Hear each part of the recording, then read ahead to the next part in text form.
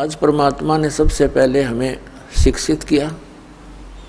पुण्यात्माओं, इस शिक्षा का हमें एक विशेष लाभ यही है कि हम भगवान पहचान लेंगे, अन्यथा ये शिक्षा एक विष है इस मानव के लिए। इसको ये चातुर बनाती है, बेईमान बनाती है, माया जोड़ने के अतिरिक्त ये कुछ नहीं सिखाती है। कोई भी ट्रेनिंग शिक्षा देख लो, केवल धन उपार्जन उद्देश्य ही लेकर बच्चे पढ़ने जाते हैं और फिर वो उसी उद्देश्य से लगे रहते हैं। कोई बीच में मर जाता है, वो जोड़ी जाड़ी कोठी बनी बनाई रह जाती है। जो इस मनुष्य जीवन से कार्य करना था वो तो प्रारंभ नहीं कर पाता ये आत्मा। तो उस परमात्मा ने ये थोड़ा सा विष हमें खिलाना अनिवार्य समझा, क्योंकि इसको फिर अमृत में बदलना था। विष से अमृत होत है जय कर जाने कोई। अब इस विष को हम अमृत में बदल लेंगे, इस शिक्षा का हम लाभ उठाएंगे, भगवान पहचानेंगे, सतलोक चले जाएंगे, जहाँ सदा सुखी रहेंगे। कहीं बुढ़ापा नहीं, वहाँ पर वहाँ मृत्यु नहीं। जो दास ज्ञान दे रहा है ये किसी लोक वेद के आधार से नहीं, सब सदग्रंथों को आधार मानकर, और जिन महापुरुषों ने परमात्मा को साक्षात्कार किया, सतलोक गए, वहाँ स्थान को देखा और वापस आकर उन्होंने गवाही दी, उन महापुरुषों के वचन आपके रूबरू कर रहा है। और इसको आपने हृदय में धारना पड़ेगा। ये लोक वेद मत समझना। और क्योंकि आप दूध के जले हुए अब लस्सी को भी फूकेंगे, लेकिन कुछ दिन में ये सब ठीक हो जाएगा, पता लग जाएगा। लस्सी तो लस्सी ही होती है, और दूध ज़्यादा गर्म था, वो गलती से पी गए हम। तो ऐसे अब ज्ञान हो जाएगा, फिर हम आपकी ऐसी प्रबल इच्छा बनेगी वहाँ जाने की, डटते नहीं डट सकते। इस ज्ञान के आधार से फिर भक्ति का ऐसा प्रेशर बनेगा। देखो, हम बुढ़ापे में देखते हैं, कहते हैं इसका दिमाग काम नहीं करता, बुढ़ा का कहें कुछ, सोचा कुछ, बोला कुछ। क्योंकि वृद्ध अवस्था में जैसी भी क्रियाएं हम करते रहे, वो शरीर में पूर्व जन्म की जो थोड़ी बहुत बैटरी चार्ज थी, संस्कार शुभ थे, उन्हीं को मनुष्य जीवन प्राप्त होता है, वो खत्म हो गए।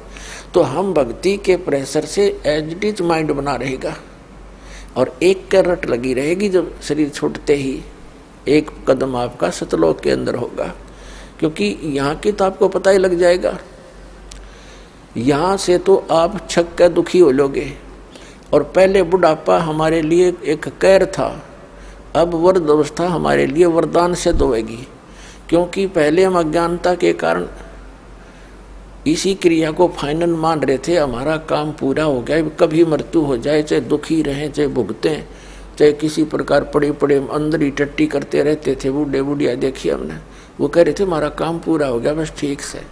तो अब हम उन दुखों से एक चिंतित होवांगे, और फिर इस बुढ़ापे से छुटकारे के लिए एक विशेष कसक बनाएंगे सतलोक में जाने की। और जहाँ आशा तहाँ बासा हुई, और भक्ति साथ होनी चाहिए। भक्ति बिना वहाँ कौन रखेगा अपने को। तो ये भक्ति का मार्ग आपको ऐसा मिल गया है कि कुछ ही समय में आप भक्ति से परिपूर्ण हो जाओगे। थोड़े ही करने से घना लाभ मिलेगा। जैसे एक तो सारा दिन मजदूरी करे, 200 रुपये प्राप्त करे। एक ऐसा सेठ साहूकार ऐसा बिजनेस करता, रोजाना का 1 लाख रुपए का गल्ला ले जाता है, तो वो कितना धन एकत्रित कर रहा। इसी प्रकार आपको ऐसा मेथड दिया जाएगा भक्ति का, जिसके एक श्वास की इतनी कीमत बढ़ जाएगी। वो सतनाम के 2 अक्षर का जाप दिया जाएगा। उसके बारे में कहा है परमेश्वर की वाणी में कि सतनाम एक पालड़े, एक तराजू के तखड़ी के एक पलड़े में सतनाम के एक श्वास, उस श्वास की कीमत। ये कंप्लीट मंत्र होता है। वो श्वास और उस श्वास से 2 अक्षर का पूरा जाप होती। एक मंत्र आपका आपके अकाउंट में जमा होगी वह कमाई। सतनाम पालड़ा रंग होरी हो, और 14 लोक चढ़ावे राम रंग होरी हो। दूसरे पलड़े में यहाँ के 14 लोक रख दे, और 3 लोक पासिंग धरे रंग होरी हो, और तो ना तुले तुलाया राम रंग होरी हो। अब ऐसा मंत्र आपको मिलेगा, तभी तो इसको सतनाम सतनाम की रट लगा रखी है कबीर पंथ के अंदर। और सतनाम का उनको पता नहीं कख भी, और कितना कीमती है सतनाम। तो इस सतनाम की कीमत एक श्वास की कितनी बता दी, अब हिसाब ला लेना। और आप कितनी शक्ति भक्ति लेकर आए थे वहां से, कितनी पूंजी लेकर आए थे, यहाँ भी कंगाल हो गए, भिखारी मांगते फिर फिर भक्तिहीन हो गए हम, बन गए कुत्ते गधे सुअर बना दिए इसने, सब लूट लिया इसने हमारे को, इस काल भगवान ने। इसने ये रेस्टोरेंट बना रखे हैं, स्वर्ग महास्वर्ग। आप यहाँ थोड़ी बहुत पुण्य दान करते हो, परमात्मा की दया से करवाते हैं, वो आकर के वो स्वयं आते हैं, अपने बच्चों को भक्ति से चार्ज कर जाते हैं, कहीं भी प्रकट हो जाते हैं किसी भी रूप में आकर के, और उनको भक्ति मार्ग बता जाते हैं, कुछ दिन वहाँ रह जाते थे। पहले तो ऐसा था कि एक क्षेत्र का व्यक्ति दूसरे क्षेत्र में नहीं जानता था वहाँ क्या हो रहा है, क्योंकि इधर आना जाना कन्वेंस थी ही नहीं। तो परमात्मा एक एक दिन 100 जगह 1000 जगह प्रकट हो करके, और वहाँ गुप्त रूप से साधु रूप बना करके 10-20 वर्ष कहीं रहे, फिर अचानक चले जाते थे और उनको भक्ति से युक्त कर जाते थे। तो उस आप में आस्था भगवान की बनी रही ना, तो काल तो नास्तिक करवाना चाहता है कि इनके आस्था हट जाए भगवान से। अब कलयुग में ये विज्ञान का कति ढूंढा ठवा दिया, या विज्ञान दी भगवान ने ये बनाने के लिए, इंटरनेट और सैटेलाइट और ये टीवी बनाने के लिए, ताकि मेरे बच्चे मेरे ज्ञान को घर बैठे सुना करेंगे, घर बैठे पहचान लेंगे कितना दयालु है वो परमात्मा। और काल हमें बकवाद सुनवाता है इन्हीं के माध्यम से। सारा दिन मीडिया में क्या सुनते हो, कोरी बकवाद, सारा दो दिमाग को खराब करने वाली, अंतःकरण मलिन करने वाली बातें आती हैं, एक भक्ति मार्ग को ना छोड़कर। और भक्ति मार्ग क्या दे रखा है नकली संतों ने, कोरी बकवाद घट रहे हैं, कख नहीं पता इनको। तो सब तरह से हटा दिया हमारे अंतःकरण को, और हम नास्तिक होने के कागार पर खड़े थे। जब यह भक्ति प्रारंभ ना होती तो ये सत्कर मान लेना। अब दया करी परमात्मा ने, फिर से बीज पड़ेगा सभी के अंतःकरण में। और अज्ञान से हम गलतियां करते थे, ज्ञान से उनको छोड़ देंगे।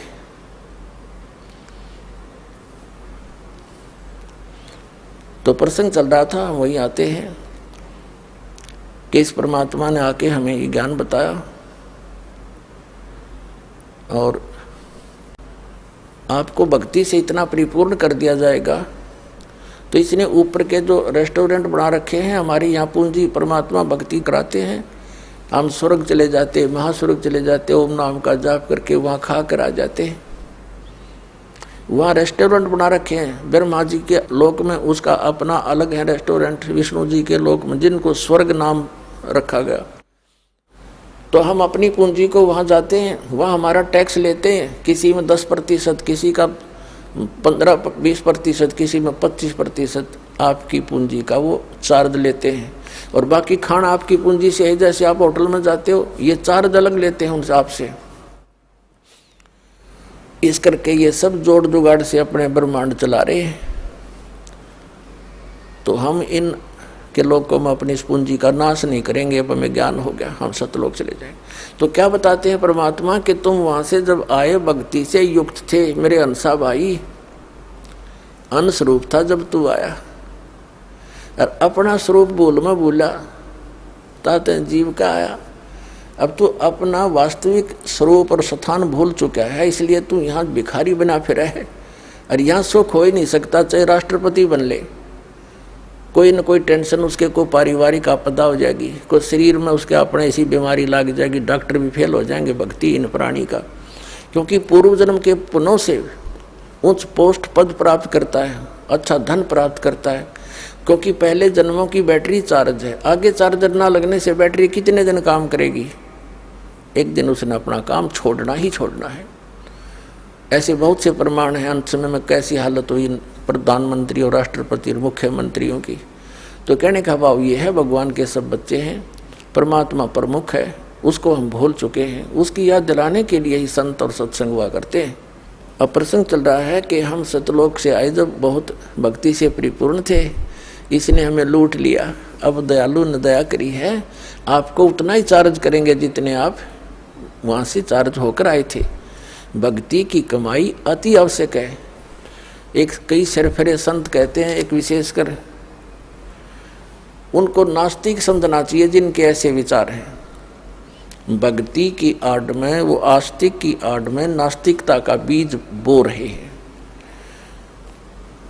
दास ने इन सब के लिटरेचर पढ़े, कबीरपंथी संतों के भी पढ़े, सभी धर्म गुरुओं के अन्य धर्मशास्त्र पढ़े। तो उनमें दास ने क्या पाया कि जो लोकवेद प्रत्येक धर्म में चल रहा है उसके हटकर ज्ञान सदग्रंथों में है। और सदग्रंथों के ज्ञान बिना जो हम सुन और कह रहे सुना रहे हैं वो सारा लोकवेद है, दंत कथा है, व्यर्थ है।